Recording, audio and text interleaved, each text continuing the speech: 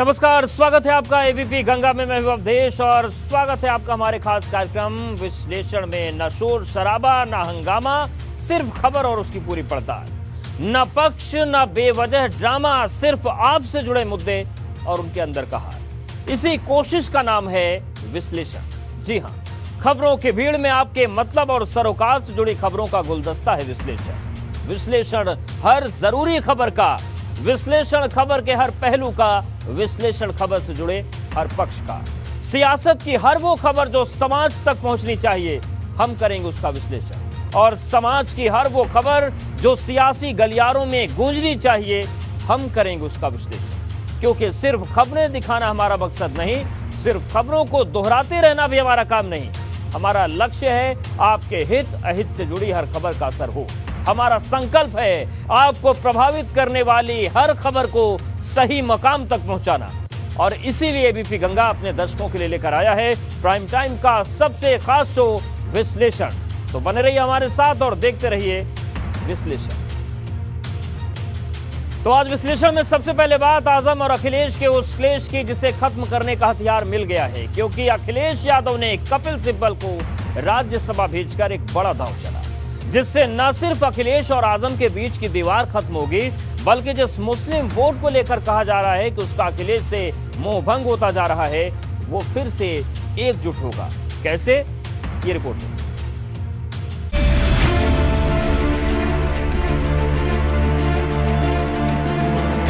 क्या खत्म होगा आजम और अखिलेश का क्लेश? सिब्बल को राज्यसभा भेज, अखिलेश ने दिया संदेश। कपिल सिब्बल जी वरिष्ठ अधिवक्ता रहे हैं, लोकसभा में रहे हों, राज्यसभा में रहे हों, उन्होंने बात को अच्छी तरह रखा है ढंग से। अखिलेश ने उठाई आजम की आवाज, क्या गिरेगी बगावत की दीवार? हमारी पार्टी के वरिष्ठ नेता मोहम्मद आजम खान साहब, कितने मुकदमे उन पे लगे। पॉलिटिकल कैरियर में अध्यक्ष महोदय इतने मुकदमे किसी पॉलिटिकल लीडर पे नहीं लगे होंगे जितने लगाए गए। इस एक तस्वीर से अखिलेश यादव ने एक साथ दो निशाने लगाए हैं। पहला, राज्यसभा चुनाव को लेकर अपने पत्ते खोल दिए, और दूसरा, कपिल सिब्बल को राज्यसभा भेजकर बिना कुछ कहे ही रूठे आजम खान को मनाने की कोशिश शुरू कर दी। क्योंकि आजम खान को जेल से बेल दिलवाने में कपिल सिब्बल की अहम भूमिका रही, और इस बात का एहसास आजम खान को भी है। मैं कपिल सिब्बल साहब का तो शुक्रिया, बहुत छोटा शब्द है, बहुत छोटा शब्द है।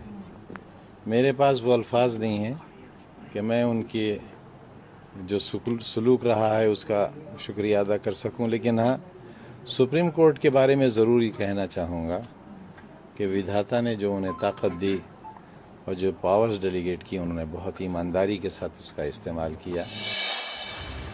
जानकारों की माने तो कपिल सिब्बल के राज्यसभा जाने से अखिलेश और आजम के बीच की दीवार गिर सकती है, या फिर आजम और अखिलेश को साथ लाने में कपिल सिब्बल एक अहम कड़ी साबित हो सकते हैं। कपिल सिब्बल को राज्यसभा भेजकर अखिलेश यादव ने एक तीर से कई शिकार किए हैं। क्योंकि हाल ही में कपिल सिब्बल ने आजम खान का केस सुप्रीम कोर्ट में लड़ा था और सुप्रीम कोर्ट ने आजम खान को जमानत दी थी, और आजम खान अभी हाल से ही जेल में बाहर आए हैं। ऐसे में जिस तरीके से अब अखिलेश यादव ने कपिल सिब्बल को राज्यसभा भेजा है, जाहिर तौर से बात है कि आजम खान और अखिलेश यादव के बीच में जो दीवार है वो खत्म होगी और आजम खान की नाराजगी दूर होगी। वैसे अखिलेश ने अपने नाराज चल रहे नेताओं को खुद भी मनाने की कोशिश शुरू कर दी है, क्योंकि बजट सत्र के तीसरे दिन अखिलेश यादव न सिर्फ आजम खान बल्कि शहजील इस्लाम के पक्ष में भी आवाज उठाते नजर आए। हमारी पार्टी के वरिष्ठ नेता मोहम्मद आजम खान साहब, कितने मुकदमे उन पे लगे। पॉलिटिकल कैरियर में अध्यक्ष महोदय इतने मुकदमे किसी पॉलिटिकल लीडर पे नहीं लगे होंगे जितने लगाए गए, और ये लगे नहीं, लगाए गए हैं। बरेली में 80% पेट्रोल पंप इसी प्रकार से चल रहे हैं, किसी के विरुद्ध कोई कार्रवाई नहीं हुई है। लेकिन विपक्षी दल के विधायक को डराने के लिए सहज इस्लाम का नियम विरुद्ध बरेली प्राधिकरण ने सरकार की मंशा के अनुरूप पूरी तरह से पेट्रोल पंप को धराशायी कर दिया गया है। मतलब अखिलेश ने उन सभी लोगों को जवाब दे दिया है जो लगातार उन पर मुस्लिम नेताओं के पक्ष में आवाज न उठाने की बात कह रहे थे। लेकिन बड़ा सवाल यह है कि क्या सधी हुई राजनीति के तहत अखिलेश यादव ने डैमेज कंट्रोल कर लिया है, क्योंकि सवाल सिर्फ राज्यसभा का नहीं है, 2024 का भी है, और उस मुस्लिम वोट बैंक का जिसे साधने के लिए आजम खान को साधना बेहद जरूरी है। Bureau report, ABP Ganga. तो रिपोर्ट आपने देख ली, अब विश्लेषण करना बहुत जरूरी है। बड़ा सवाल यह है कि कपिल सिब्बल अखिलेश यादव के लिए कितने फायदेमंद होंगे, ये भी समझना जरूरी है। तो चलिए ग्राफिक्स के जरिए विश्लेषण आज का शुरू करते हैं कि क्यों अखिलेश ने कपिल सिब्बल को राज्यसभा भेजा। तो देखिए एक एक करके वजहें सामने हैं और इन वजहों पर नजर हम डालते हैं। पहली वजह यह है कि 2017 के चुनाव में पहले जब समाजवादी पार्टी में चुनाव चिन्ह को लेकर सिर्फ डबल चल रही थी, तब कपिल सिब्बल ने ही अखिलेश यादव की तरफ से पैरवी की थी और अखिलेश यादव के पक्ष में पार्टी आई थी, पिता मुलायम सिंह को नहीं मिली थी। दूसरी वजह क्या है, अब वो दूसरी वजह बताते हैं। तो ये है दूसरी वजह। दूसरी बात यह है कि कपिल सिब्बल के परिवार के मुलायम से नजदीकी संबंध रहे हैं, अखिलेश परिवार से नजदीकी संबंध रहे हैं, ये भी एक वजह है। अब तीसरी वजह की बात करते हैं, ये भी काफी खास है।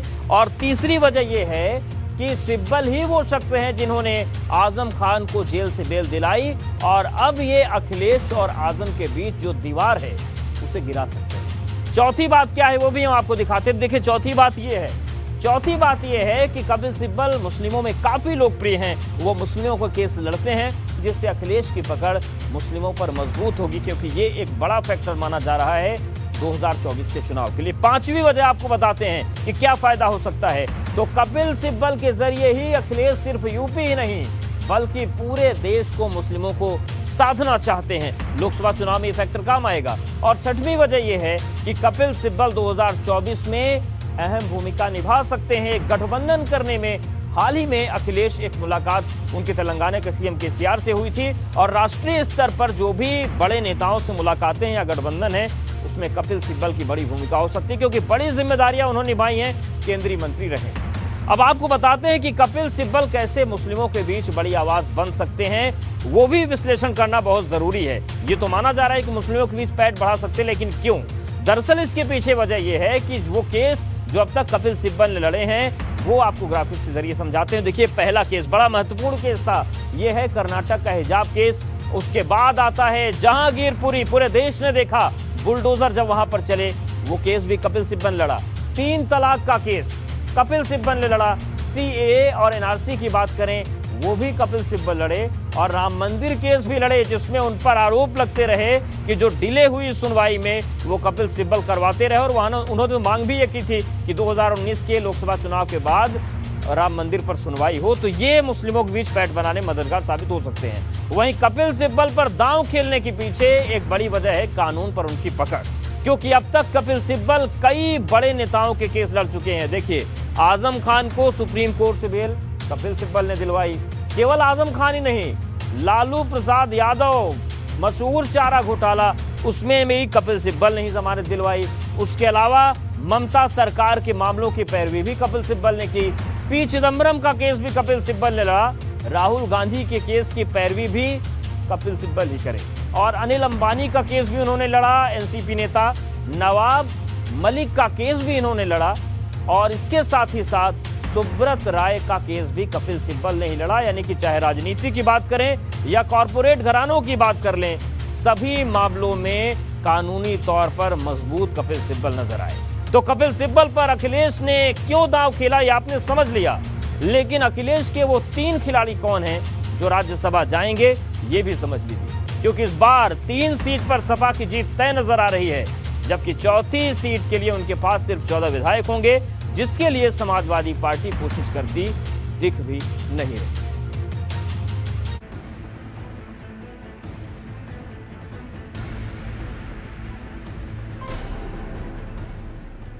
उच्च सदन की लड़ाई, साइकिल की चढ़ाई।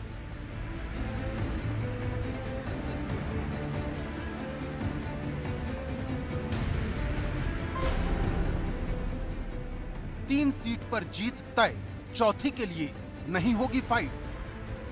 10 जून को होने वाले राज्यसभा चुनाव के लिए समाजवादी पार्टी ने अपने पत्ते खोल दिए हैं। समाजवादी पार्टी ने वरिष्ठ वकील कपिल सिब्बल, सपा नेता जावेद अली और डिंपल यादव को राज्यसभा भेजने का ऐलान किया, जिसमें से कपिल सिब्बल और जावेद अली ने अपना नॉमिनेशन कर दिया, लेकिन डिंपल यादव का नॉमिनेशन अभी बाकी है।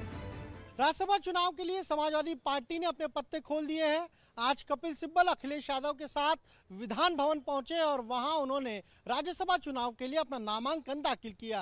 हालांकि कपिल सिब्बल निर्दलीय के तौर पर राज्यसभा का ये चुनाव लड़ रहे हैं, पर उनको समाजवादी पार्टी का पूरा समर्थन मिला हुआ है। वहीं आज समाजवादी पार्टी के उम्मीदवार के तौर पर जावेद अली, जो पूर्व राज्यसभा सदस्य हैं, उन्होंने भी अपना नामांकन दाखिल किया। आपको बता दें कि डिंपल यादव पहली बार राज्यसभा जाएंगे, जबकि जावेद अली पहले भी राज्यसभा सांसद रह चुके हैं। लेकिन कपिल सिब्बल का नाम सबसे ज्यादा चौंकाने वाला है, क्योंकि पहले जयंत चौधरी को राज्यसभा भेजने की चर्चा थी, लेकिन कपिल सिब्बल के नॉमिनेशन के बाद ये चर्चा ठंडे बस्ते में चली गई। हालांकि कपिल सिब्बल सपा की तरफ से चुनाव जरूर लड़ रहे हैं, लेकिन वो उम्मीदवार निर्दलीय हैं। मैंने अखिलेश जी को कहा कि अगर आप मेरा समर्थन करेंगे एज एन इंडिपेंडेंट तो मैं आपका आभारी रहूंगा और मैं उनका शुक्रगुजार हूं। उन्होंने ये मौका दिया है तो उनका बड़ापन है, अखिलेश जी का बड़ापन है, शिवपाल जी का है, आजम खान साहब का है। क्योंकि आमतौर पे निर्दलीय कोई नहीं चाहता, कोई भी पार्टी का नेता नहीं चाहता कि निर्दलीय नॉमिनेशन हो। कपिल सिब्बल जी वरिष्ठ अधिवक्ता रहे हैं, देश के जाने माने केसेस उन्होंने लड़े हैं। वो लोकसभा में रहे हों, राज्यसभा में रहे हों, उन्होंने बात को अच्छी तरह रखा है ढंग से। पॉलिटिकल कैरियर भी है उनके पास, एज ए लॉयर बहुत सक्सेसफुल लॉयर हैं। वहीं नॉमिनेशन करने के बाद कपिल सिब्बल ने कई बातें साफ की। पहली ये कि वो 16 मई को ही कांग्रेस से इस्तीफा दे चुके हैं। दूसरी, कपिल सिब्बल अभी सपा में शामिल नहीं हुए। तीसरी ये कि वो एक गठबंधन बनाना चाहते हैं जो 2024 में केंद्र की मोदी सरकार से टक्कर ले सके। वैसे अखिलेश ने तीनों उम्मीदवारों के जरिए यादव मुस्लिम वोट को साधने की कोशिश की, ताकि ये ताकत 2024 में भी एकजुट रहे। लेकिन बड़ा सवाल उस 11वीं सीट का है, जिसको लेकर अभी तक पेच फंसा है, क्योंकि संख्या बल के लिहाज से 3 सीट पर सपा और 7 सीट पर भाजपा की जीत तय है। लेकिन 11वीं सीट किसके खाते में जाएगी, ये सबसे बड़ा सवाल है। Bureau report, ABP Ganga.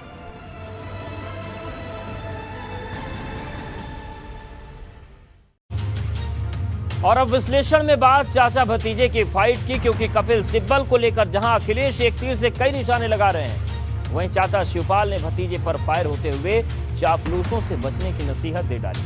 क्या कहा है उन्होंने, रिपोर्ट में।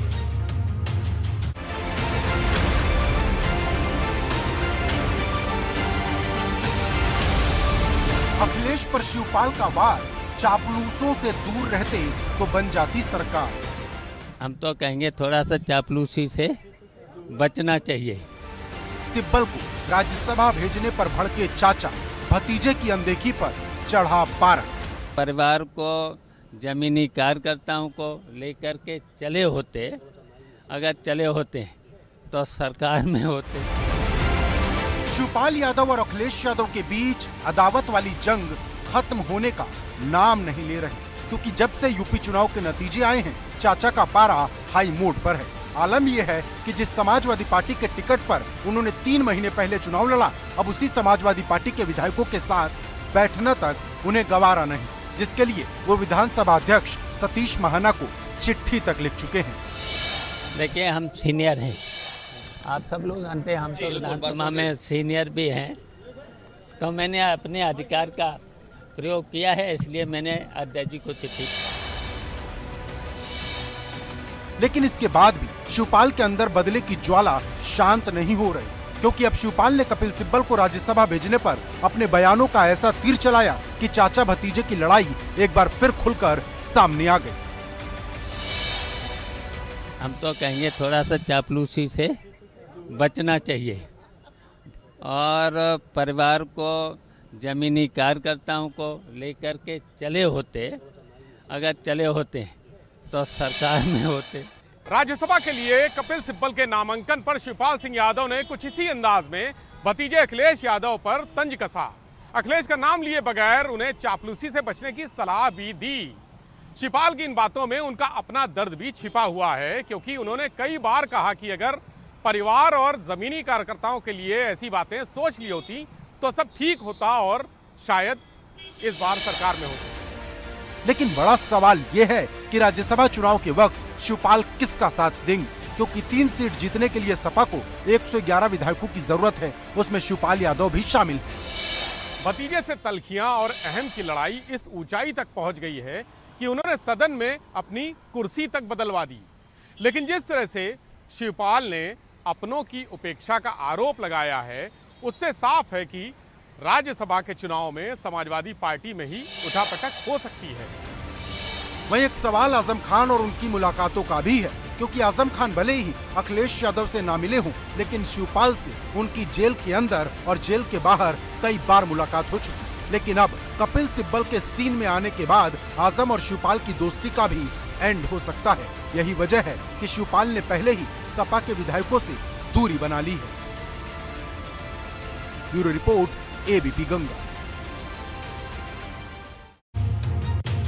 और अब बात विश्लेषण में उस लड़ाई की जो पिछले 3 दिन से जारी है, लेकिन आज एक ऐसे मोड़ पर आ गई जहां पूरे सदन का माहौल गर्म है। दरअसल नेता प्रतिपक्ष अखिलेश यादव सरकार के काम पर उसे घेर रहे थे, लेकिन तभी डिप्टी सीएम केशव प्रसाद मौर्य ने ऐसा कुछ कह दिया कि अखिलेश भड़क गए और फिर जो हुआ सड़क से सदन तक चर्चा का विषय।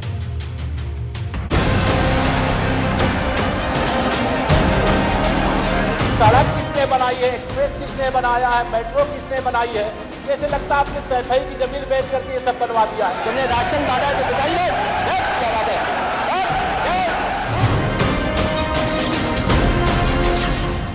अखिलेश केशव के बीच फाइट, सदन का माहौल हुआ टाइट। लेकिन सड़क किसने बनाई है, एक्सप्रेस किसने बनाया है, मेट्रो किसने बनाई है, जैसे लगता है आपने सैफई की जमीन बेच करके ये सब बनवा दिया है। तुमने घर के अपने पिताजी से पैसा लाते हो बनाने के लिए, तुमने राशन बांटा है तो बताइए, क्या बात है?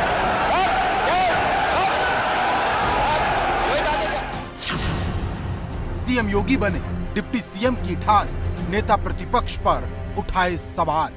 तो मैंने शब्द का प्रयोग नहीं किया जाना चाहिए और किसी भी असभ्य भाषा का प्रयोग नहीं होना चाहिए।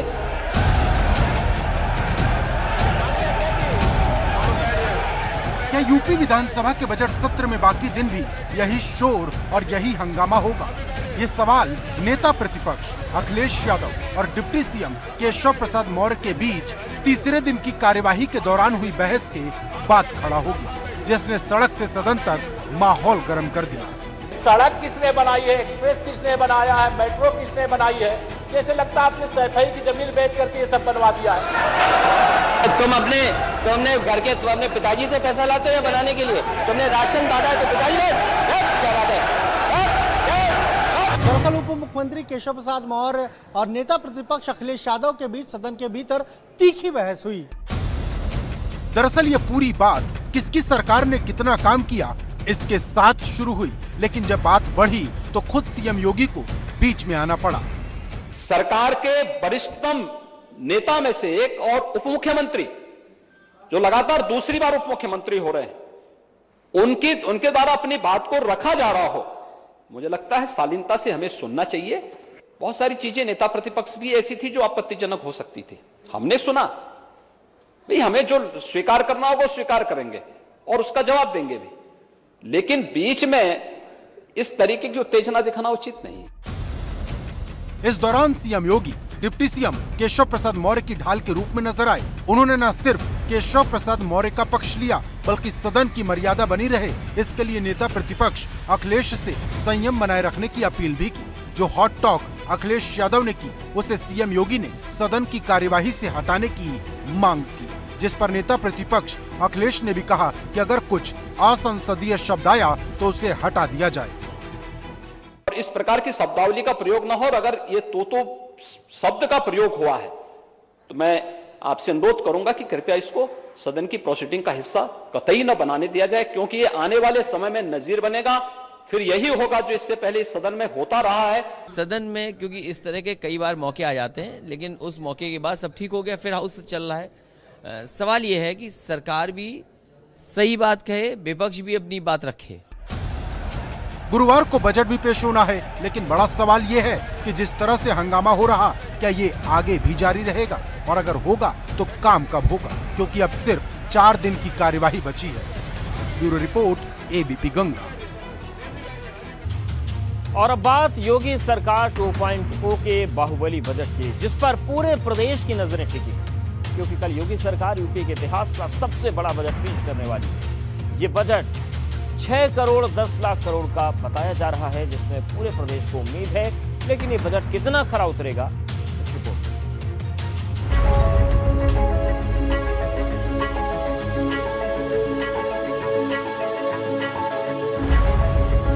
योगी सरकार 2.0 का बाहुबली बजट।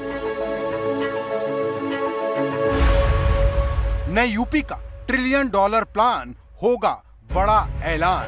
मैं आदित्यनाथ योगी ईश्वर की शपथ लेता हूं कि पूरे देश की निगाहें उस वक्त इकाना स्टेडियम पर टिकी थी जब योगी आदित्यनाथ दूसरी बार यूपी के सीएम पद की शपथ ले रहे थे, और अब यूपी विधानसभा पर हैं जब योगी सरकार 2.0 अपना पहला बजट पेश करने जा रही। जानकारों की माने तो यह अब तक का सबसे बड़ा बजट होगा, जो 6,10,000 करोड़ का बताया जा रहा है। माना जा रहा है कि इस बार का बजट अब तक का सबसे बड़ा बजट होगा, जिसका आकार 6 लाख करोड़ से ज्यादा का होगा, और इसमें लगभग 1.25 लाख करोड़ रुपए इंफ्रास्ट्रक्चर विकास के नाम पर दिए जाएंगे।